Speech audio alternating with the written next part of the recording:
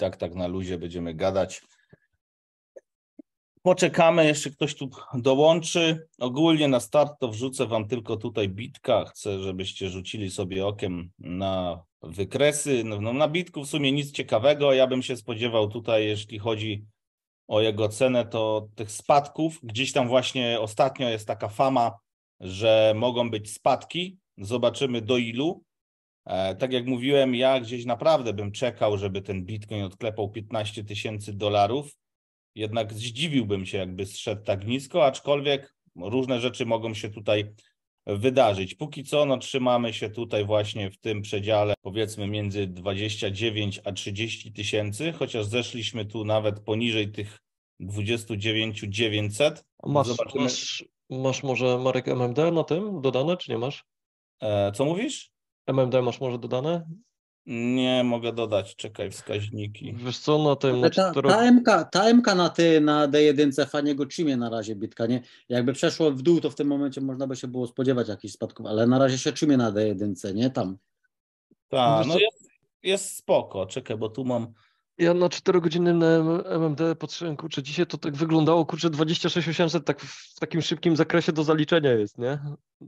Zielona ta... 26. 26800, nie? Tak wychodzi mniej więcej. Tak ostatnio Ty na tych patrzyłem na ten chmurach poziom, się nie? znasz, o to ci chodzi. Te chmury. Tak. No, zobacz, masz 26660 nawet tutaj na jednodniówce pokazuje, nie? Wiesz, tutaj Mek będzie jak niebieska wejdzie w górę, kurczę, to wtedy będzie fajny strzał w górę, ale generalnie no moim bo tu zdaniem mamy nie wybiło. niebieskie i zielone te chmury. Dobra, już teraz to widzę. Tutaj jest niebieska. No one się tu teraz przecinają, widzisz? No, moim zdaniem się nie przetną, bo jak nawet wejdziesz na 4-godzinówkę, to tak czyli cena musiałaby, wygląda. Żeby tak. się nie przecięły, to cena musiałaby lecieć na dół. No i tak to wygląda, nie? S&P też nie wygląda mocno wzrostowo, także może być ciekawie, nie? A tutaj jednak korelacja z S&P jest. No też widzicie, można chmury stosować, gdzieś tam szukać. Dla mnie bardzo ważną, bardzo takim dość ważnym punktem, to już od dłuższego czasu, jak wam mówiłem, była ta niebieska przerywana linia, którą tutaj zrobiłem, czyli te 26 660. Tak sobie wymyśliłem po części, ale to jest taki poziom, no że jak tutaj przebiliśmy go, no to ja też liczyłem na spadek, nawet niżej, gdzieś tu do 22, ale zostało to wybronione tutaj na tych szczytach, na poziomie właśnie tych 25 tysięcy, co było bardzo plusem wtedy.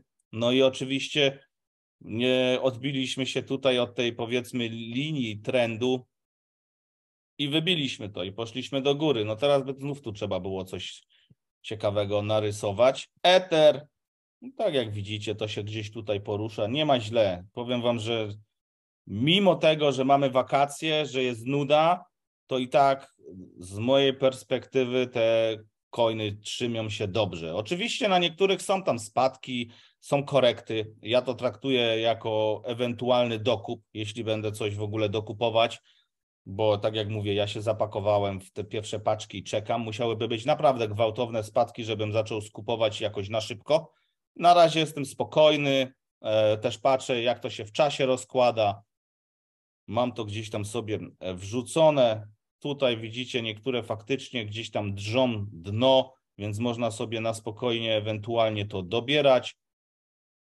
Findora to mnie w ogóle zaskakuje, bo naprawdę bujamy się tutaj w tej cenie zakupu i też spodziewałbym się gdzieś właśnie jakiegoś większego wybicia i iścia do góry, ale to oczywiście jest plan na hossę. Póki stejkuje i płaci między 15 a 20% rocznie, to też można sobie tych tokenów nazbierać. To jest bardzo dużo i nawet jak mamy taką inflację, no to zobaczcie, że cena się trzyma. Co tu mamy jeszcze ciekawego? Tutaj nie. Ton. Ton ogólnie spadł. Ja go gdzieś tu kupowałem, potem dobierałem za pomocą wypłaty tam z programu afiliacyjnego, z AliExpress, co tam siano zbierałem, tam jest możliwość wypłaty tonem, więc mi się tam siano zbiera i ja z tego sobie wypłacam. No ale to tak jak widzicie, krypto tego Telegramu coś tutaj drze sobie glebę. Zobaczymy, co tu będzie w długim terminie. Mega pozytywnie zaskoczył mnie właśnie Chainlink, bo trzyma gdzieś tu cenę i tak jak widzicie, jest to jednak cena tam, gdzie ja gdzieś kupowałem, czyli po 7,50. No i tak jak patrzymy na dłuższą perspektywę, to co zawsze wam mówię, no to jest bardzo długa akumulacja i tu faktycznie jeżeli przyszłyby pozytywne informacje, jeżeli ten chaining by coś zrobił, jeżeli faktycznie kapitał podczas hossy wpłynie w ten projekt, to jest naprawdę duża szansa na to, żeby coś tutaj się więcej zadziało, a to dlatego, że tak naprawdę mamy tutaj bardzo długi czas akumulacji w ogóle ceny. To, że teraz jesteśmy gdzieś tutaj przy wyższych bandach, spoko, ale póki nie przebijemy tych $9, no to ja myślę, że to jest spokojnie niedobra cena, żeby gdzieś sobie tutaj systematycznie to skupować, co ja też robię. 7,50 ja tutaj wziąłem dość dużą paczkę, taką, która mi wystarczy praktycznie na całą hossę. Tak jak już mówiłem, ja częściowo zdecydowałem się już odkupić pewne rzeczy 10-krotnie taniej niż sprzedawałem. Więc dla mnie to i tak jest wykorzystanie 1/10 kapitału, który uzyskałem ze sprzedaży na górkach. Ja patrzę z mojej perspektywy, musicie pamiętać, ja patrzę z mojej perspektywy, rozgrywam rynek moją perspektywą.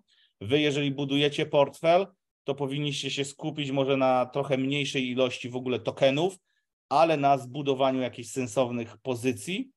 No i te gemy, które mamy, no to tak jak już mówiłem nieraz, czy tam wrzucicie sobie 100 zł czy 500 zł, tyle na ile wam ryzyko pozwoli, ewentualnie z jaką stratą możecie się pogodzić, tyle wrzucacie. I ta hossa ma być też dla was takim egzaminem, sprawdzeniem tego, jak wy po prostu będziecie się czuć. No a największy egzamin to teraz jest podczas właśnie tej bessy, tego, że to się tak ciągnie, bo te wzrosty niby są, ale to są żadne wzrosty. Jak będą wzrosty, będzie hossa, to na pewno poczujecie, jak to jest pozytywnie, jak się człowiek wtedy czuje. No i wtedy będziemy walczyć z odwrotnością, czyli ze chciwością, bo jednak radzenie sobie z chciwością jest mega trudne. Kupić nie problem, bo teraz praktycznie co nie kupisz, jeżeli przyjdzie ta hossa i jeżeli faktycznie będzie hossa na altach, to te alty coś dadzą zarobić, coś urosną. Może niektóre powiedzmy padną, zdechną, zostaną zapomniane, ale część z nich moim zdaniem pokaże tutaj wynik, więc w sumie co byśmy nie kupili, co byśmy nie skupili w dłuższej perspektywie czasu, powinno być raczej droższe niż teraz. Mało kiedy zdarzyło się mi tak na podstawie historii, że to co kupiłem w takim okresie nudy, takich flaków z olejem, że po prostu nie zarobiło przynajmniej tych 5-10%. Oczywiście były projekty, które padły, które nic nie pokazały, ale to był jakiś mały procent mojego portfela, więc zazwyczaj jeden jakiś fajny token, który coś tam zrobił, tak jak Phantom, on zapłacił mi za zakup wszystkich poprzednich tokenów. I też tego nam życzę, żeby to tak się właśnie udało. Oczywiście głównymi krypto powinny być, tak jak już nieraz tutaj powtarzamy, głównie Bitcoin i Ether, bo to raczej jest coś takiego, że no, nie powinno być z tym większego problemu. Jeżeli chodzi tutaj o Doga, to tak samo ja sobie Doga skupuję, gdzieś tam trzymam. Ja oczywiście go wyprzedałem wcześniej, ale tutaj jest pole do popisu. Zobaczymy też, co wujek Elon tutaj z tym zrobi. Tym bardziej, że zobaczcie, no jeżeli on już kosztował tutaj 70 centów, a gdzieś tam ludzie się tutaj zapakowali i lecimy do dolara, spadł na 7 centów, to jest 10 razy taniej. Znowu, dla mnie cena jest atrakcyjna, żeby trochę sobie tego Doga kupić. A jak to jest dość spekulacyjny memcoin, a wiemy, że wujek Elon lubi sobie to spompować, no to tutaj też w hossie mogą być różne wzrosty, bo takie typu tutaj podskoki ceny, to też sobie dla mnie nie ma jakiegoś większego znaczenia. Widać, że jest akumulacja od dłuższego czasu, gdzieś tutaj siedzimy sobie na tych niskich poziomach. Gains Network, tutaj też w sumie zobaczcie, był ładny wzrost, można było to wyselować po 90 centów, mamy $4,5, czyli praktycznie 50% spadku ceny od tych cen wyższych. No ja kupowałem tutaj 4,25, więc w sumie jestem na zero praktycznie z tym. GRT, tego też mam, też jesteśmy gdzieś na poziomie zakupu po 10 centów, co ja kupowałem. Widzicie, tutaj był Octaspace, też można było dość to ładnie sprzedać przy 100% zysku, no a teraz zobaczcie, jaka tutaj potężna korekta przyszła. I to też często powtarzam, że jeżeli jest duży wzrost, którego nie da się przewidzieć, czy to będzie 100%, 1000, czy 500, czy 50, no to później są jakieś większe korekty, więc zobaczcie, no tutaj ta cena naprawdę zeszła dość głęboko. Gdzie ja tutaj mam znacznik strzałki? Zakres cenowy, to mnie interesuje. No korekta na poziomie 50%, czyli dość standardowo miało tutaj miejsce. 46, teraz jesteśmy na poziomie 30% korekty tutaj od tych wyższych cen. To trzymam, nic z tym nie robię, tak jak zobaczymy po prostu, co tutaj rynek nam pokaże. PP2, to ja mam Monbega, sprzedane, pozbyte, rozegrane, nie interesuję się tym za bardzo. A Bita wycofali, to musimy zamienić na Mantle Network. Tu jest Synapse, to też kupiliśmy, to gdzieś tam Kamil o tym wspominał, czyli zobaczcie, cena gdzieś tutaj jest w dolnej barierze i się tutaj ubija, czyli jeśli ktoś chce sobie zakupić, to też w sumie nawet jest taniej niż ja kupowałem, bo ja kupowałem w okolicach 70 centów, a jest 63 centy. Tu mamy srebro, dolar, ładnie odbiło, L-Bank, to też są takie pozycje, jakby to powiedzieć, eksperymentalne. Zobaczymy, co tutaj będzie. TaxBit opłaciło nam się kupić nawet za parę groszy, bo można było to naprawdę z fajnym zyskiem sprzedać. To też jest taki token, że zobaczcie, kupione, jedna paczka za drobne, no i zobaczymy, czy tutaj coś więcej pokaże. Z tego, co widziałem, L-Bank, ta giełda no nie jest za popularna, nie liczę tutaj na jakieś turbo wzrosty, jednak dużo ludzi zaczyna z niej korzystać, bo można tam znaleźć jakieś gemy, tak jak na Meksie. Optymizm. Tutaj nic za bardzo się nie dzieje. Kosmos, też pewnie wiele osób to ciekawi.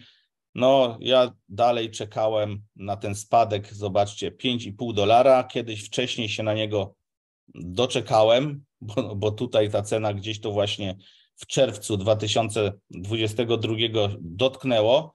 Liczyłem, że znowu gdzieś tam spadniemy, no ale zlecieliśmy do $7. No i nie odklepaliśmy tej ceny. Jest szansa, że po prostu ta cena zostanie przetestowana. Ja trzymam część po prostu Kosmosa długoterminowo. Dla mnie jest to pasywka. Stejkuję sobie, ewentualnie jak będą jakieś airdropy, to będę to odbierać. Oczywiście ucichło. Wszystko ucichło. Jeżeli ktoś się pakował tutaj, no to może być, czy czuć się, nie wiem, oszukany, niezadowolony, bo nic za bardzo się na Kosmosie nie dzieje. Ale ja to uważam, że często jest tak, to jest taka cisza przed burzą. Mogą tutaj coś zrobić, no zobaczymy. Mnie też Kosmos rozczarował, bo jednak nie zrobił tych $100, tak jak ja sobie gdzieś tam liczyłem, że taką cenę on pokaże. Nie da się wszystkiego mieć. Tenet, też ostatnio głośny temat. Ja tam trochę mam w stakingu, trochę testnet robiłem, też zobaczcie, po 11 centów sobie tego kupiłem i też to trzymam. Teraz aktualna cena 13 centów. Też wydaje mi się, że warto mieć trochę tego w portfelu. Widać, że to pompują na Twitterze i w ogóle na socialach, więc tutaj może coś z tego ewentualnie być. To tak jak zobaczcie G-Swift, nie? Czyli GameSwift, też wyprzedaliśmy to, co ja kupiłem.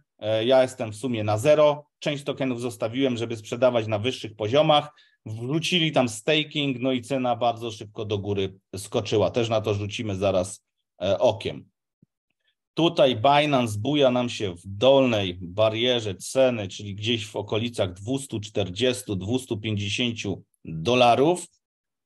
No zobaczymy, jak tutaj Binance sobie z tym poradzi. Mi się wydaje, że ta cena może być trochę sztucznie też przez Binance trzymana na tym poziomie, żeby nie pozwolili tej cenie spaść. No bo wiecie, jeżeli cena zacznie lecieć, to też i giełda przez to wszystko oberwie. Więc zobaczymy, jak oni tutaj wybronią tą cenę. Czym dłużej będziemy testować tutaj ten dół, tym gorzej, bo inwestorzy wtedy zaczynają puszczać swoje paczki. Pulse Chain, a to też w sumie, co ja tu mam dużo mówić. Mam tam jakieś stakingi, dla mnie to jest dziwny projekt. Mam, bo wszyscy mają. O, Dynex. Tutaj to mnie zaskakuje. No nie potrafię się nadziwić temu projektowi. Też widzicie, ja nie wrzucam za każdym razem, jak ktoś rośnie, pompować, bo to nie chodzi o to, żeby się pompować. Kto kupił, ten kupił. Kto gdzieś tutaj dokupował na tych spadkach i jest na tyle decyzyjny, że po prostu sam odpowiada za siebie i wie, co robi, no to jest tu w stanie wyciągnąć jakieś profity. Ja kupowałem tu. Także no po 11 centów jest 65 centów, także no zysk mam dość spory na tym, tylko to dla mnie dalej jest projekt, który ja trzymam na hossę. Szukałbym wejścia tutaj gdzieś w drugą paczkę, no ale mi cena po części uciekła. I jak mi cena ucieka, to ja też nie pakuję się do jakiegoś uciekającego pociągu. Jestem 400% do przodu, także jestem zadowolony. Dla mnie jest to też taki projekt, który ewentualnie na hossie może zrobić parę tysięcy procent. Jak będzie, zobaczymy. Tak samo widzicie, nieważne czy coś ma duże fundamenty, małe fundamenty, liczy się po prostu hype na dany projekt. Co tu będzie? No zobaczymy. Projekt jest o tyle nowy i w takiej fazie, że no tutaj 65 centów moim zdaniem jeszcze jest to tanio, aczkolwiek dziwi mnie fakt często, że projekty, które powiedzmy z takich moich obserwacji, takie, które mają naprawdę dobre fundamenty, nie są jakoś lepiej wyceniane od takich właśnie projektów, które gdzieś się tam pojawiają, nie wiadomo. Sensor też ostatnio głośno o tym, staking, cena odbiła się tutaj od $90, korekta na 70. Myślę, że tutaj jakby ktoś chciał sobie zacząć skupować, to ten poziom jest ok. Jeśli nie przebijemy tej ceny, to nie polecimy za bardzo niżej, tylko tutaj może być właśnie spowodowany popyt, że ludzie będą wrzucać to w staking. Polygon, tu nic za bardzo nowego się nie dzieje. Na rynku się tutaj takiego nieprzewidzianego póki co nie dzieje. Robię swoje. Kaspa bardzo ładnie odbiła się tutaj od ATH, od ceny, czyli znowu korekta. Tutaj bardzo długo byliśmy w korekcie. Zobaczymy, jak teraz to potrwa, czy po prostu będą jakieś swingi do góry. Dla mnie to też jest projekt, który powinien raczej w dłuższej perspektywie rosnąć, tym bardziej, że wiele ludzi zaczęło to kopać, wiele ludzi kupiło sobie koparki, hash rate rośnie na tych tokenach, no a część górników na pewno będzie to sprzedawać, bo będzie chciało pokryć sobie koszty operacyjne kopania. Akurat te koparki, które tutaj są do Kaspy, to one biorą około 100 W prądu, a kopią $20–25 dziennie. Więc to naprawdę się opłacało kupić. No i taka koparka gdzieś tam jest rentowna, że ona w 3 miesiące się zwróci, jeśli cena gdzieś się utrzyma. No i tu myślę, że też będą walczyć o to, by ta cena jednak się trzymała. Veracity, gleba. Zobaczcie, cały czas tutaj dość dobry poziom. ID, był airdrop, cena poszła do góry, teraz jest po airdropie, standardowe zachowanie. Arbitrum gdzieś też tutaj się mota, ale ja też myślę, że to jest taka po prostu ukryta opcja, gdzieś ta cena powinna przynajmniej wrócić w okolice tych $80, $70 tutaj w tej pompy. Tak mi się wydaje przynajmniej. No jest duża szansa, że po prostu pokaże pazury i gdzieś tam będzie to pompowane, ale to też zależy od rynku. No i to by było chyba tyle. Nie wiem, czy Kujirę kupujecie, ja to trochę sobie skupuję na Osmosis, czyli Osmo zamieniam na Kuji. Też projekt w sumie kiedyś bardzo mnie interesował, jak był na Terze, a teraz tak w sumie no kupuję, aby trochę mieć. Chcielibyście jakiś projekt tutaj omówić? Ktoś coś chce sprawdzić? Jeśli tak, to możecie tutaj zarzucić. Zobaczę komentarze, bo tego nie czytałem. Ja mam pytanie, czy myślisz, że Polygon dalej będzie robił robotę? Szczerze nie zastanawiałem się. Wiem, że ostatnio coś Trader21 mówił negatywnego o tym, że się pozbył Polygona. Ja rozumiem go, że on się go pozbył, bo on minimalizuje jakiekolwiek ryzyko, które by miało wpływ na jego portfel. Chociaż z jednej strony dla mnie trochę dziwne zachowanie, jeśli w jego portfelu Polygon miał bardzo mały udział procentowy, więc ja prywatnie zaryzykowałbym i bym to trzymał. Ja liczę na to, że Polygon jednak się wytrzyma tą presję po części i zrobi tutaj robotę. Dlatego ja jeszcze nie pozbyłem się na przykład części mojej pozycji tej ze stakingu. Jestem bardzo ciekawy, co się stanie, jak przejdzie całkowicie na ten token pool i wtedy będziemy płacić fee w tym tokenie. Tak jak BIT przeszedł na Mantle i płacimy fee w Mantle, to tutaj powinno być podobnie, A jaki to będzie miało wpływ na cenę? No nie wiem. Ja jestem spokojny, bo dla mnie to jest darmowy hajs. Jeżeli bym miał zaangażowane jakieś środki, patrząc na moje podejście przez ostatnie lata, ja bym raczej tutaj nie podejmował jakichś kroków. Jakbym się źle czuł z pozycją, zminimalizowałbym ją o 30 do 50%, ale ja zazwyczaj robiłem tak, że będzie co będzie, no i opłacało mi się trzymać nieraz całe pozycje genów, tylko też trzeba zwrócić uwagę, że no, ja nie jestem osobą, która ma tylko Polygona. Jeżeli ktoś ma Ethereum, Bitcoina, Polygona, XRP i coś jeszcze, powiedzmy 5 i 5 tokenów do 7 i czuje się niekomfortowo, to moim zdaniem powinien zminimalizować ryzyko i tak jak trader na przykład częściowo przerzucić kapitał w coś innego albo wyjść do stabli. Ja jeszcze mam ten plus, że u mnie część Polygona jest zaangażowana w trading na EasyBocie i tam cały czas siano się robi i za zysk w sumie jest odkupowane, plus staking. No ja jestem jakoś spokojny. Szukam dalej, co bym mógł kupić, żebym mógł na przykład zamienić 30-40% Polygona z tej dużej pozycji, którą mam. Wydaje mi się, że raczej on będzie wyceniany w przyszłości powyżej $1. Więc dla mnie i tak to jest satysfakcjonujące. Nie wiem, czy ci odpowiedziałem na twoje pytanie, bo to wiesz, to jest takie gdybanie po części, nie? I też patrzenie na innych. No ktoś powie... Nie, właśnie poczekaj, bo mi nie chodzi o to, że co tam trader powiedział, bo o tym to nawet zapomniałem. Natomiast chodzi mi o to, że z doświadczenia można wywnioskować takie rzeczy, że te projekty w dużej części, które od lat jakby się gdzieś tam w topce nie trzymają, to są na jedną hossę, bo wiesz, mam wrażenie, że ludzie troszeczkę oczekują od tego Polygona, że on zrobi nie wiadomo jaką robotę, że znowu zrobi te, nie wiem, 10 000% być może nawet, albo chociaż kilka tysięcy, a nie wiem, czy to jest właściwe podejście do tego projektu, właściwe nastawienie. No to nie jest właśnie, bo zobacz, ja mam inne oczekiwanie. Mi wystarczy, że Polygon zrobi $2-3. 3 razy.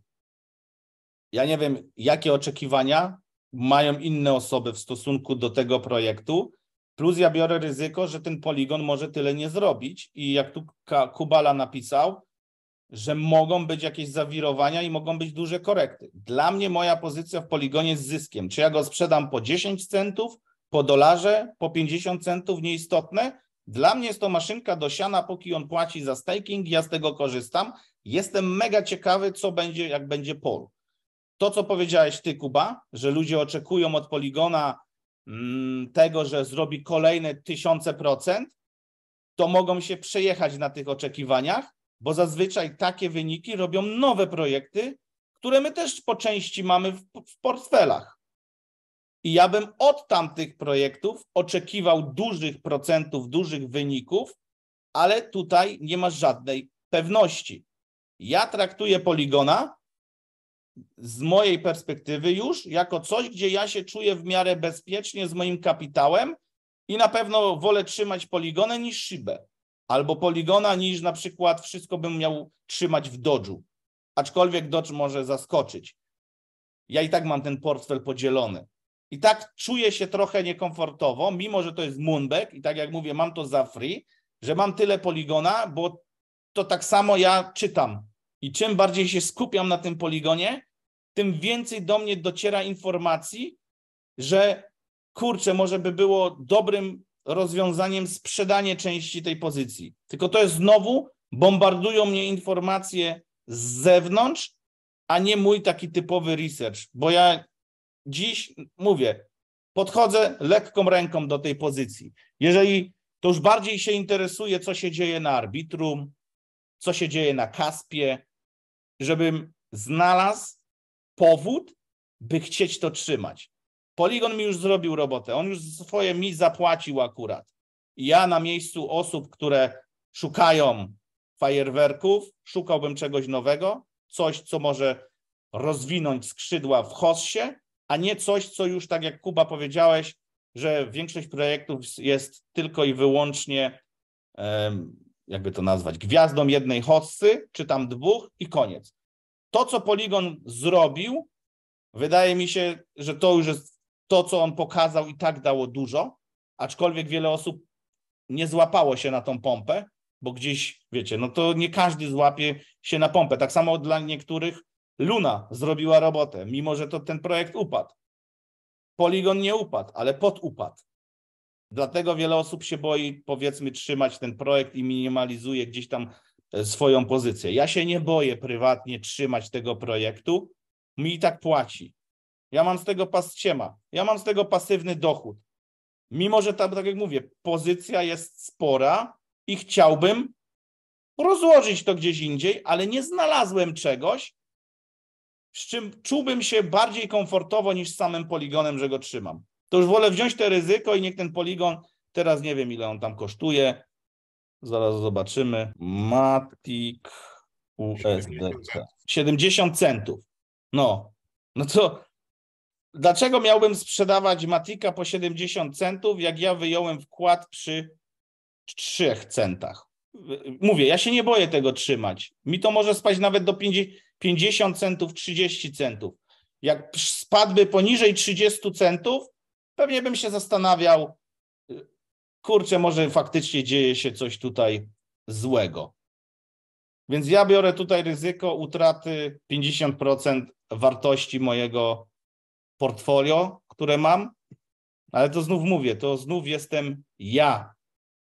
I tak już zamieniłem trochę na Sandboxa, zamieniłem trochę na ten drugi Decentraland, na Manę. Sandbox akurat mi się stejkuje, dostaję gdzieś tam pasywnie, wiecie. Ja wychodzę z tego Matica, ale ja nie chcę ruszać tej mojej głównej pozycji, bo to jest 10% mojego Moonbaga. Ja kurczowo trochę się trzymam tych takich zasad. Jeżeli ja sprzedałem 90 czy tam 80% pozycji, zostawiłem sobie Moonbaga, z którym zdecydowałem się ożenić, to dlaczego mam grać pod prąd moim założeniom? Oczywiście niektóre informacje i sygnały z rynku mogą spowodować to, że zmienisz swoją decyzję, ale na dzień dzisiejszy nie wydarzyło się tam nic, co by zmieniło moją decyzję. Wiecie, o co chodzi. Nawet mówię, z czystej ciekawości jestem w stanie wziąć to ryzyko na klatę i zobaczyć, co oni wymyślą z tym tokenem nowym, który tam będzie i z tą użytecznością, że będzie fee płacone tak jak w Mantle Network i to wszystko.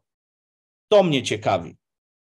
I to, co jeszcze Kuba powiedziałeś, wiele ludzi jakoś tak do Matica za dużo od niego oczekuje i mogą się rozczarować i oni na pewno się rozczarują. Ja przestałem już oczekiwać. On mi zrobił robotę. Jak zrobi $3-5, to i dla mnie tak będzie mega wynik. A ludzie oczekują, że on zrobi $50, nie? No właśnie, bo nie wiem, czy to są tylko moje wrażenia, czy może też Nie, ja mam takie same wrażenia. ale internetowo, marketingowo to tam jest taka pompa, że to chuj, nie? No ale to kto to pompuje? No właśnie ludzie. Ludzie się nakręcają, że tam będzie nie wiadomo co. No właśnie. A ja raczej jestem podejścia, że to znaczy wiecie, to też nie chcę potem, żeby ktoś mi wyciągał gdzieś w necie, nie wiadomo co. Mówię, ja w ogóle od rynku krypto przestałem oczekiwać cokolwiek. Dla mnie jest to duża loteria. I tak jak ja traktuję gemy, to traktuję dzisiaj też Matica jako tego gema. Mimo że to jest duża pozycja, ale mówię, to jest duża pozycja darmowa. I życzę każdemu, żeby mógł sobie przez najbliższe miesiące, może lata, zbudować takie darmowe pozycje, które jeszcze ci płacą ze stakingu. W ogóle utracisz jakąkolwiek emocjonalną więź z tym oczekiwania. I powiesz, będzie co będzie. Rozmnożył ten kapitał, rozmnożył sobie etery i też zaczął dywersyfikować. Nie wiem, czy wy słuchacie go dosłownie, może nie mówi dosłownie kupuj złoto, kupuj to. On gdzieś tam mówi, co mniej więcej kupuje. Jak ktoś go obserwuje na Instagramie, to wie, co on kupuje, gdzie przebywa, co robi i co może się z tym wiązać. Jedynie co, to wam może być łatwiej, bo znaleźliście się w otoczeniu osób, które myślą tak samo, podchodzą do tematu w podobny sposób, może nie taki sam, ale bardzo podobny, są w tym obyte, więc ty nabierasz pewnych umiejętności i też zaczynasz obywać się w tym wszystkim, z tym takim właśnie mentalem, z takim uczuciem, że przykład, zobaczcie siebie 4-5 miesięcy temu, czy rok czasu temu, jak reagowaliście na spadki, A dzisiaj jak reagujecie na spadki? Jak wtedy reagowaliście na wzrosty i czy myśleliście o tym w ogóle, żeby zrealizować chociaż 10% waszej pozycji? Jak dziś reagujecie na wzrosty i jak zachowujecie się, jeśli te wzrosty przychodzą i czy dla was czymś nienaturalnym jest to, że zrealizujecie sobie 5 czy 10% pozycji? Zobaczcie, jak wam się zmieniło postrzeganie tego wszystkiego. Ja na samym początku i pewnie Kuba i wiele z nas myśleliśmy tylko, że to będzie już tylko rosnąć. Nie zakładaliśmy, że będą tak gwałtowne spadki i tak bolesne odczucia. Przeżyliśmy to raz, przeżyliśmy gdzieś tam drugi i to nie jest komfortowe uczucie i przeżycie, ale żeby sobie z tym poradzić, trzeba oszukiwać system, hakować sobie głowę w ten sposób właśnie, żeby zeszło ci ciśnienie z bani. Jak zejdzie ciśnienie z bani, jesteś w domu. Możesz sobie trzymać tyle i tyle poligona, tyle bitcoinów, tyle i tyle Ethera i cię to nie rusza, bo wiesz, że mimo wszystko poza kryptowalutami zbudowałeś sobie mental, otoczenie, w którym się znajdujesz, zasoby, które posiadasz i zdywersyfikowałeś kapitał lub budujesz już zdywersyfikowany kapitał. Ja podziwiam dziś osoby, które głównie na przykład wkładają 100% swojego zaangażowania w krypto i nie widzą świata poza tym. Na samym początku byłem taką osobą. Pewnie jakbym podchodził do tego inaczej, to nie miałbym aż takich spektakularnych wyników na niektórych rzeczach, tylko że dziś rynek się trochę zmienił i cała ta sytuacja się zmieniła. Wtedy było to mało popularne, było to nowością, było potężne ryzyko i teraz wydaje mi się, że ten poziom zysku już wypłaszcza się. I z mojej perspektywy możecie się ze mną zgadzać lub nie, nie jest warto ryzykować 100% w kryptowaluty dla samej psychy, bo ja wiem, co ja przeszedłem, jak się czułem i nie chciałbym, żebyście wy musieli mierzyć się z tymi samymi emocjami i uczuciami, bo jest dużo łatwiej zdywersyfikować te podejście i wtedy sobie siedzisz i patrzysz i wcinasz popcorn, a inni wokół tego rynku biegają jak po rozgrzanych węglach. I sami możecie też popatrzeć na siebie i swoje zachowanie, jak było kiedyś, jak jest dzisiaj, jak było zanim dołączyliście do naszej grupy, jak jest teraz, gdy tu jesteście, gdy rozmawiamy, gdy faktycznie słuchacie to, co my do was mówimy, bo to nie wystarczy słuchać czy słyszeć, że ktoś mówi, tylko trzeba zacząć to stosować, a można to nawet zacząć stosować robiąc małe eksperymenty. Właśnie po to też są te gemy. Wbijamy gdzieś, ktoś zarabia 100-150%, keszujesz. I to nie po to, bo ja zostanę milionerem. Nie o to w ogóle chodzi. To tak jak już mówiłem nieraz, nie o to chodzi, żebyś ty nie wiadomo ile zarobił na samym początku. Ty masz się nauczyć obsługiwać ten rynek, swoją głowę i swoje emocje. Że nie jest tak, że wsiądziesz do auta sportowego i będziesz jechał 300 na godzinę. No możesz tak zrobić, ale się rozwalisz. Co innego będzie, jeżeli pójdziesz na jakiś kurs, zaczniesz się do tego przygotowywać, będziesz miał ileś godzin przejeżdżone, potem będziesz jeździł sam i potem możesz robić coś więcej. To działa na tej samej zasadzie. Tak samo jest tu z rynkiem. Dlatego my po części, dlatego że ludzie nie są stworzeni do tego, by ryzykować i tracić pieniądze, bo każda strata bardzo boli, minimalizujemy to i próbujemy wam pokazać, jak się z tymi emocjami obyć. To nie chodzi o to, że wy nie stracicie, bo to nie jest kwestia czy, tylko kiedy stracicie, prędzej czy później.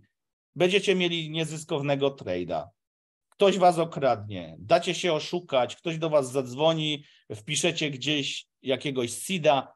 To jest kwestia czasu, że coś takiego się wydarzy. I to nie jest, czy wam się to przydarzy. To się każdemu może przydarzyć. Po to części też jest ta grupa, że wy musicie tutaj trzymać rękę na pulsie, być o tyle czujni, że możecie zapytać. Tak jak ostatnio ktoś tam pytał i ja mówię, ja nie znam, nie widziałem, nie czytałem, nie wypowiadam się, ale wygląda mi to na scam.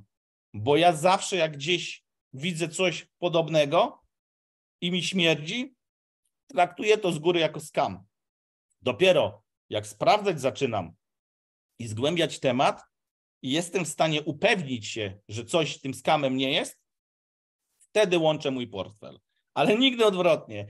Nigdy nie sprawdzam tego, czy ktoś mi okradnie, a ja sprawdzę moim portfelem. Możecie się bawić, ale do tego musicie mieć osobny jeszcze portfel eksperymentalny, gdzie będziecie łączyć nie wiadomo co. Więc no tak trzeba do tego wszystkiego podchodzić i po to też my jesteśmy, żebyście zaczęli korzystać z tego. Ja wiem, że nie ma czasu, są wakacje, ktoś sobie chce zrobić przerwę, tylko że ciężko wraca się potem do tej rutyny, więc moim zdaniem lepiej jest nie robić sobie przerwy, a częściowo robić coś na luzie. Nawet sobie pewne, nie wiem, obowiązki, które narzuciłeś, odłożyć, dać temu czas, podejść do tego spokojniej, żeby mieć po prostu, nie mieć tyle natłoku tych obowiązków na swoją głowę, niż odpuścić całkiem, bo ciężko jest wrócić do rutyny. To jest, lepiej jest iść na siłownię, chociażby pobiegać,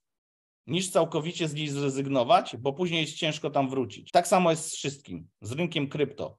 Ja rozumiem, zrobić sobie wakacje i to wszystko. To też traderzy mogą tak sobie robić, bo oni raczej, wiecie, to ktoś jak jest takim day traderem, to nawet to jest dobre dla niego, żeby sobie zrobił całkowitą przerwę na 2-3 tygodnie.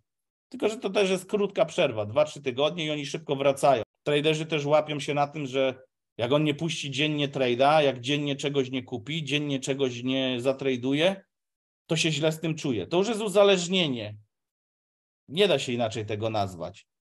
To tak jak masz deltę, czy masz jakieś blockfolio, czy portfolio z kryptowalutami i dziennie go odświeżasz i patrzysz. Ja to przechodziłem, ja tak miałem na samym początku. Mnie denerwowało to, że coś potrafiło spaść o 5%. Dziś na mnie to nie robi żadnego wrażenia, bo wiem, że tak działa cykl rynku. I ja tu jestem na dłużej, na długą perspektywę, a nie na to, co się wydarzy w najbliższym tygodniu. Oczywiście to, co wydarza się w najbliższych tygodniach, może mieć jakiś wpływ na moje konkretne decyzje, które będę podejmować w dłuższym czasie, ale nie powinien mieć wpływu takiego, że wiecie, całkowicie rezygnuję z tego rynku. Nie po to zaczynałem krypto, by przyjść tutaj na miesiąc, 2, czy góra 3 i zobaczyć, czy ja zarobię. Nie zarobisz. W 3 miesiące mało komu udało się zarobić na rynku krypto.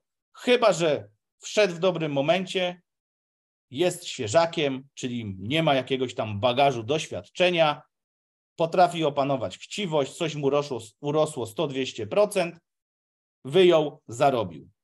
Często jest tak, że on potem ma przerwę, wraca, próbuje to powtórzyć i się nie udaje i to, co wkłada, traci. Dlatego, żeby nie tracić, trzeba być w tym rynku cały czas, uczestniczyć.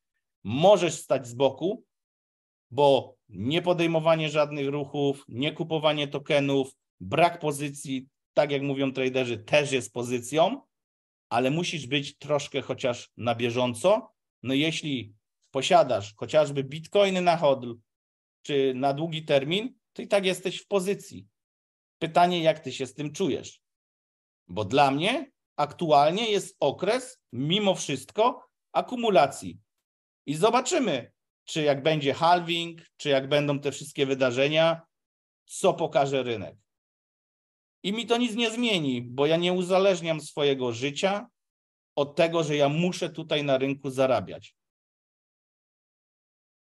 Więc wy też musicie sobie robić coś swojego, plus na samym początku krypto traktować jako coś dodatkowego i na pewno nie traktować tego tak, że kurczę, ja muszę tu zarobić, bo nie będę miał co do gara włożyć. Bardzo ciężko. To jest bardzo, bardzo złe podejście. To tak jak ostatnio mówiłem, ludzie by chcieli zostać inwestorami i żyć z inwestycji. Ciężko jest żyć z inwestycji, gdzie ty inwestujesz w coś, by ochronić wartość i kapitał. Jeżeli to nie jest coś, co możesz wynająć, co nie wygeneruje ci jakiegoś dochodu, ciężko jest z tego żyć. No bardzo ciężko. To już lepiej jest zainwestować siano w swoje umiejętności, w swój rozwój i to, co da ci możliwość pozyskania kapitału, gdzie później ten kapitał będziesz inwestował w kolejne rzeczy. Zresztą zobaczcie nawet ludzi, którzy naprawdę mają dużo pieniędzy, są multimilionerami. Czy oni żyją z inwestycji? Nie. Oni rozbudowywują swoje biznesy, firmy, które im przynoszą jeszcze więcej siana. Inwestycja, czy posiadanie krypto, czy posiadanie złota, srebra, nieruchomości, na którym nie możesz zarobić na przykład na wynajęciu, powinno być traktowane jako zabezpieczenie i budowanie nadwyżki finansowej, czegoś takiego na boku. A powinieneś się skupić na cash flow. I mnie dziwi to, że wiele z osób, które mają się dobrze, powiedzmy zarabiasz 7-10 koła miesięcznie, nie inwestują nic i nawet jak są jakieś bonusy do zebrania, bo ostatnio miałem dyskusję z takim znajomym, zarabia bardzo dobrze i mówię mu, ty, jest tutaj, czy kupuje krypto? No kupuję tam od czasu do czasu. Ja mówię, to kupiłbyś sobie tutaj za 1000, dostaniesz 50 euro free, a mu się nie chce. I to też jest takie podejście, no nie chce się. Większość ludzi, moim zdaniem, powinno sobie zbudować taki mental, że mimo, że jest dobrze, to i tak szukam jeszcze ciekawych rozwiązań. Korzystam z cashbacku, robię pewne działania, które powodują to, że mogę zwiększać mój kapitał, bo później jest dużo łatwiej ryzykować ten kapitał i budować kolejne rzeczy. Ale też sobie robisz takie podejście, że ciągle chcesz coś nowego, chcesz więcej, jesteś głodny zdobywania nowych doświadczeń, nowej wiedzy, nowych umiejętności i nowych doznań. Nie wiem, czy się ze mną zgadzacie, może Kuba coś więcej powie. Kuba akurat też źle nie ma, a zobaczcie, on cały czas kombinuje, cały czas robi. My już nauczyliśmy się żyć tym, że my po prostu sprawia nam to radochę. Co byś robił, jakby nie było tej grupy i byś nie mógł się tu na przykład zaangażować, czy do dyskusji, czy aby odpowiadać ludziom, pomóc im? Co byś robił? Czym byś się zajął? Wkurwiałbym się, bo czułbym się samotnie i bez kolegów. Ta grupa, no owszem, ona jest po to, żeby mieć jakby ludzi wokół siebie, którzy interesują się tym samym, a przez to dzięki temu, że są osoby, jakie na niej są, czyli takie, które chcą się angażować i dają też coś od siebie, to my nie musimy wszystkiego robić sami, tylko wchodzimy, bo też, owszem, my dajemy, więc ludzie wchodzą i widzą, ale też są inni, którzy dają i też my to widzimy i my też nie musimy jakby wszystkiego sprawdzać, weryfikować i tak dalej, bo jakby wiemy, że to są na tyle konkretne osoby, które już niejednokrotnie tam, bo wiadomo, ten stopień zaufania on rośnie z czasem, więc jeżeli już kilkukrotnie jakieś tam ich słowa czy coś się potwierdziło, to wiadomo, że można temu zaufać. To jest zasada tej samej ufności, co ludzie mają w stosunku do nas, że nie pytają. A jeśli ktoś nie jest pewny i często tak jest, to pyta nas, czy to jest ok. Wiecie, o co chodzi. Więc czasem jest lepiej zapytać, niż pakować się na minę. Ja też to często powtarzam. A jak ja nie wiem, to mówię, no nie wiem, zobaczymy, poczekamy, ktoś inny może się tutaj do tego odniesie, no bo dzisiaj naprawdę my robimy tyle rzeczy.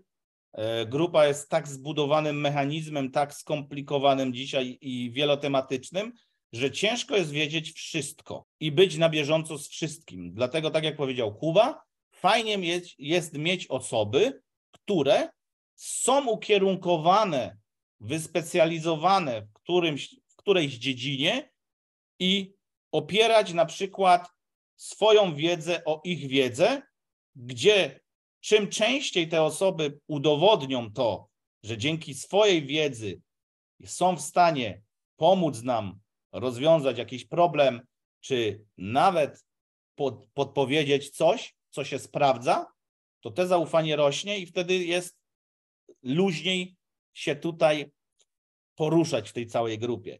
Ja, jeżeli chodzi o nowe osoby, zawsze traktuję z dystansem, dlatego też jest antyspamowy bot na grupie włączony i to wszystko, żeby nie było rzucania byle czego, jeśli nie jesteście pewni o niektóre informacje.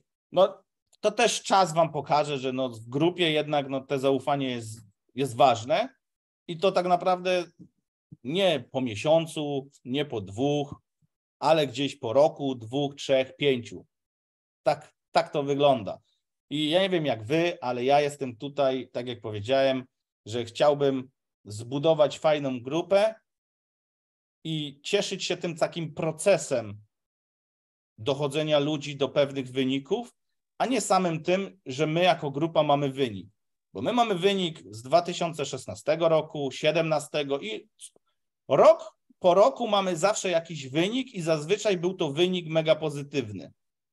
Ja bym chciał, żeby osoby, które są tutaj na grupie, też miały pozytywne wyniki, ale żeby nie musiały spędzać tyle czasu nad tym wszystkim. Dlatego też zbudowaliśmy taką połączoną grupę informatyczną, powiedzmy forum dyskusyjne, gdzie możemy się wymieniać wiedzą, no bo ktoś coś znajdzie, może to wrzucić, możemy to sprawdzić i nam to wtedy skraca drogę do pozyskania informacji. Ja też chcę dodać, powiedziałeś, że Kuba ma dobrze i tak robi.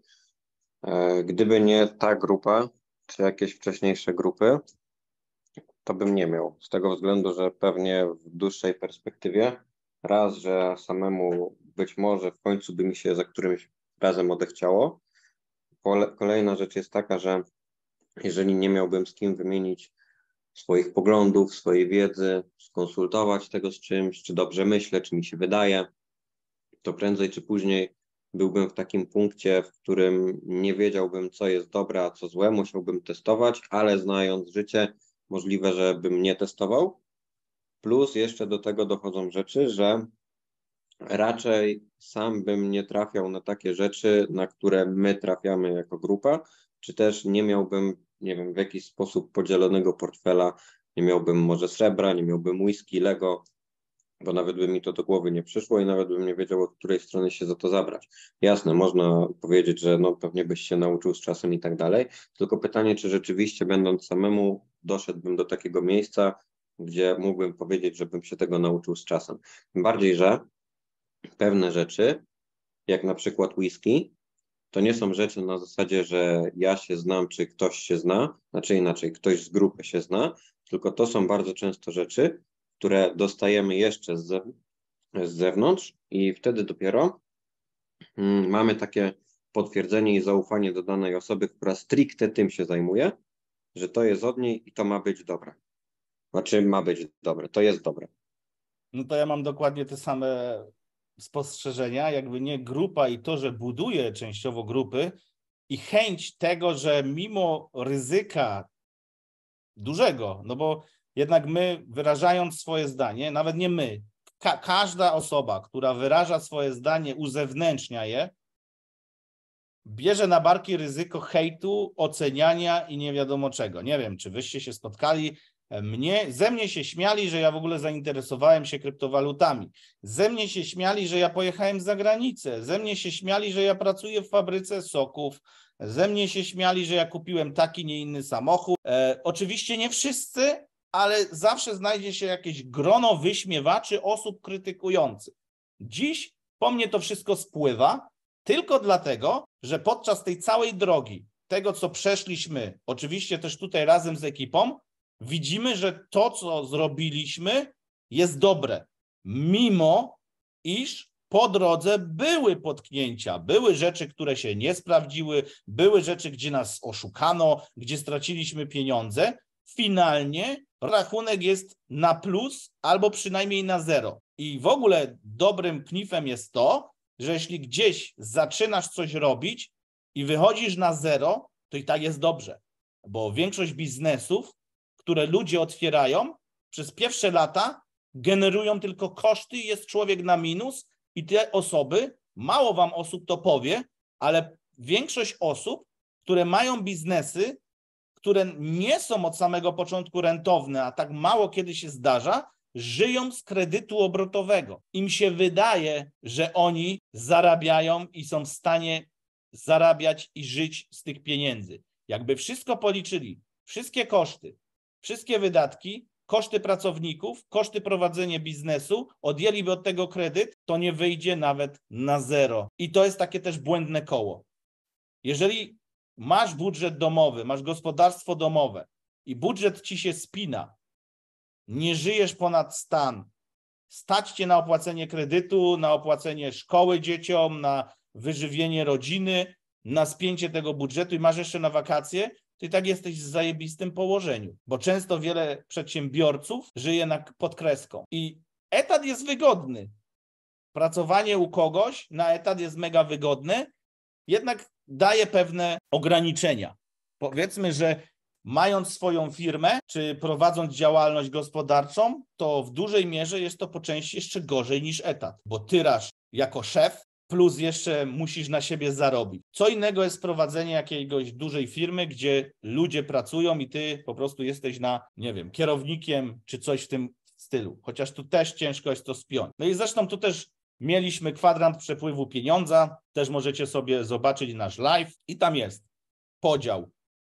Zanim ktoś dojdzie do tego inwestora, to jest ciężko, ale życie z samych inwestycji z mojej perspektywy jest bardzo ciężkie i nierealne, bo nawet inwestując coś, czy nawet mając kubkę pieniędzy zaoszczędzonych, czy zbudowaną jakąś poduszkę, czy budżet, to mnie prywatnie mega wkurza to, że ja muszę z tej kubki ubierać na codzienne jakieś tam rzeczy, czy jakieś kolejne inwestycje, jeżeli coś jest niezaplanowane. To jest tak, jak pracujesz cały rok, odkładasz sobie pieniądze na jakieś rzeczy i po drodze trafiają się niezaplanowane wydatki. To by się nie wkurzył. Lepiej jest zbudować sobie dodatkowe źródło dochodu, zrobić coś ekstra, spowodować to, że do budżetu dojdą kolejne pieniądze, niż używać te, na które już zapracowałeś i udało ci się je po części oszczędzić. W ogóle nie wiem, czy widzieliście, ale w dużej mierze nawet banki, nawet już nie hejtuję tak bardzo tych banków, ale dla wiele osób dziś sama lokata i wrzucenie pieniędzy na 6% rocznie jest całkiem fajnym rozwiązaniem. Ktoś powie, no głupi jesteś, tu krypto, tu o bankach, ale jeżeli chcesz czerpać jakieś zyski z większej kwoty, nie podejmując jakiegoś tam ryzyka, plus powiedzmy zdywersyfikujesz to jeszcze między bankami, żeby nie trzymać tam więcej niż 100 koła euro i te różne zasady, to oni dziś są ci w stanie zapłacić na lokacie 6%. To przykład mojego Matika. Ja mam w Matiku siano. On mi daje 4% rocznie, czy tam do 5%, ale jest potężne ryzyko zmiany ceny. Jeżeli ty zarabiasz w złotówkach i wrzucasz sobie na lokatę, czy zobowiązania płacisz w złotówkach, to tutaj nie ma za bardzo ryzyka. Cena może wzrosnąć, bo inflacja, bo wszystko drożeje, ale to jest dalej złotówka. A jeżeli na przykład masz inną walutę, która tak jak krypto jest poddana mega dużemu ryzyku zmiany ceny, to tutaj można się zdziwić.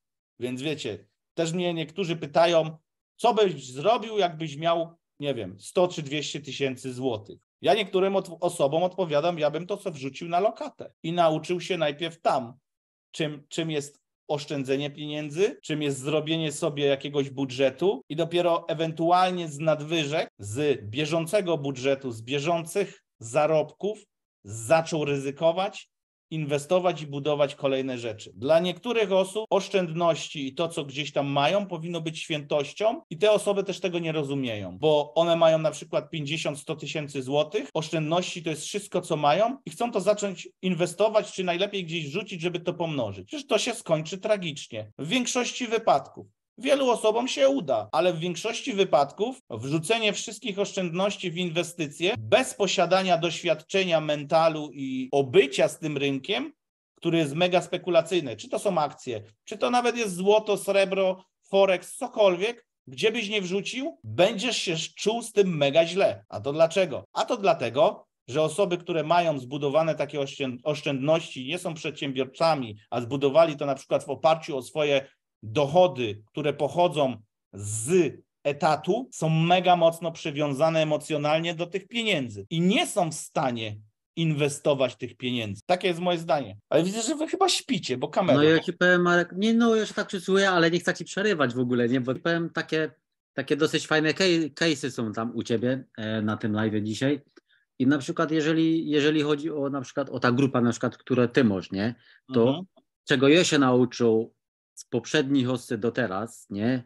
to nie skakać z kwiatka na kwiatek, tylko nauczył się tej cierpliwości, że jeżeli podjął decyzję, że na przykład wchodzę w Ripple na przykład, nie, to trzymia się tego, że na przykład dobra, zrobi mi 100% i siedzę w tym Ripple, a nie tak. A dobra, ktoś tu powiedział, że na przykład, nie wiem, a Dodge jest dobry, a dobra, to okej, dobra, zmieniam zdanie i wchodzę z Ripple na przykład do Dodge'a. I z takie skakanie z kwiatka na kwiatek, tylko wyjdziesz z tego Ripple do Dodge'a, a Ripple ci pójdzie na przykład do góry, kurwa, i ty tak, kurwa, o, idzie pompa na Ripple i ty wyskakujesz z tego Dodge'a do tego Ripple i tak, kurwa, wiesz, napierdzielasz, nie? Czyli to jest takie, co początkowo każdy miał z tym problem. Więc dlatego, żeby, wiesz, czuć się komfortowo, to mimo, że masz Ripple'a i mimo, że gdzieś tam Dodge rośnie, to dlatego my też budujemy te portfolio z gemami.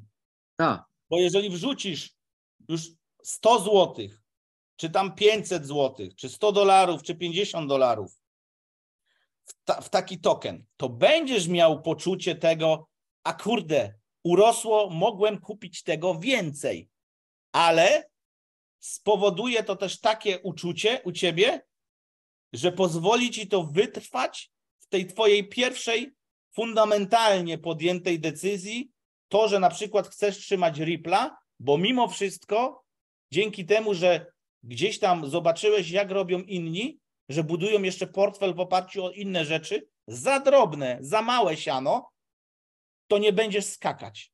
To też to powoduje, że jeśli mimo wszystko uczestniczysz w tej grupie i w tym, co tutaj się dzieje, to jeżeli fundamentalnie dla ciebie dobry jest Ripple, Bitcoin i tam inne krypto i podjąłeś taką decyzję, to pozwoli ci to w tym wytrwać, a my i tak będziemy się zastanawiać, kiedy to sprzedawać za jakiś czas. No bo to też są pozycje nie do lata, tylko nie też powiedzmy na lata, ale powiedzmy na hossę. I też wiele osób nie rozumie tego i oczekuje wyniku od niektórych projektów tu, teraz, najlepiej natychmiast. A historia na moich rozegraniach pewnych projektów pokazuje to, że z niektórymi trzeba było poczekać między rok, 2, a nawet 3 lata. I to wydaje się długo, ale to nie jest wcale długo, bo ten wynik, gdzie ty będziesz trzymać coś przez rok, 2 lub 3, może o tyle zaskoczyć ciebie samego, że stwierdzisz, faktycznie to się opłacało. Tylko trzeba robić coś poza tym, niż tylko siedzieć i patrzeć i czekać, aż to urośnie i scrollować i patrzeć, kiedy to urośnie, bo to zabija twój łeb, twoją głowę i ten mental, że właśnie masz chęci przeskoczenia do czegoś, co już rośnie. A wiesz, jako spokojna głowa w ogóle tak, że w ogóle człowiek ja się tak uspokoił, bo na przykład w poprzedniej osie, kuźwa, no wiesz, a dobra, tu zarobisz, tam zarobisz, nie wiadomo jakie pieniądze, kuźwa, czy coś takiego. I ci powiem, człowiek taki rozdrażniony, w ogóle nie żył swoim życiem, tylko codziennie, kuźwa, rano wstajesz, kuźwa, i ekran i patrzysz, kuźwa, urosło, czy spadło i w ogóle. A teraz ja ci powiem, że nauczył się takiego spokoju, że nawet jak na przykład spadnie ta cena, nie? A dobra, spadło na przykład te 20% czy 10%, dobra, okej, mam jakieś pieniądze odłożone i se dokupię tam powiedzmy, nie wiem, za 100 czy 200 i se to uśrednię. I nie mam jakiejś spiny, że coś spadło, bo wiem, że w perspektywie takiego dłuższego czasu to i tak wyjdę na przykład na plusie, nie? No a jeśli nie wyjdziesz, to i tak będziesz gotowy zebrać tą stratę na klacie. Czyli zobacz, no ty teoretycznie w tym roku dopiero, czy w tym okresie ostatnim, dorosłeś do tych rzeczy, gdzie zachowujesz się jak prawdziwy inwestor, prawdziwa osoba, która gdzieś uczy się tego i panowania nad emocjami, bo tak jak ty to opowiadasz, jak się zachowywałeś na ostatniej hossie, to ja tak miałem w 2016-17. Ja biegałem wokół tego, jakbym biegał po rozgrzanych węglach, chaotycznie, przeskakiwał z projektu na projektu, a czym więcej kombinowałem, tym więcej siana traciłem. Tak, bo na przykład ta hosta, co była na przykład te 2016 na przykład, dobra, ja tam na przykład Bitcoina pokazał i w ogóle na przykład, jak ja widział, że ten Bitcoin na przykład wtedy, jak on mi wtedy pokazywał, to Bitek chyba stał po $600 czy coś takiego. I potem była chyba bodajże zima tego roku i Bitek, wiesz, tam 20 000 i wiesz, taki ból dupy, że kuźwa, wiesz, ta hossa i człowiek nie zarobił. I jak człowiek słyszy, że nadchodzi następny hossa, człowiek taki napalony, a kuźwa, wiesz, zarobisz tyle kasy, nie? A tu kurwa, no nic nie wychodzi, gdzie byś nie wszedł, to strata, gdzie byś nie wszedł, tam strata. I takie ból dupy. I tak finalnie ta poprzednia hossa to po prostu to była taka, no strata, w ogóle to po prostu przepadło, nie? I ja sobie po prostu uzmysłowiłem po prostu te moje błędy, po prostu jakich błędów narobiłem tyle, że po prostu wyszedłem po prostu bardziej stratny niż zysku, nie? Super by było, jakbyś wyszedł przynajmniej na zero, nie? Po tych Żeby, kuźwa, chłopie, żeby, nie? I dlatego teraz zupełnie mam inne podejście do tego wszystkiego. I drugie pytanie, jakie mi się na przykład nasuwa do głowy, nie? No bo wiadomo, jak człowiek zarobi tam sobie jakieś pieniądze, nie? To zawsze tam sobie, kuźwa, dobra, będzie trzeba jakiś podatek z tego zapłacić. I teraz takie ból dupy, kuźwa, podatek płacić i kurwa tyle rządowi na przykład trzeba oddać kasę, nie?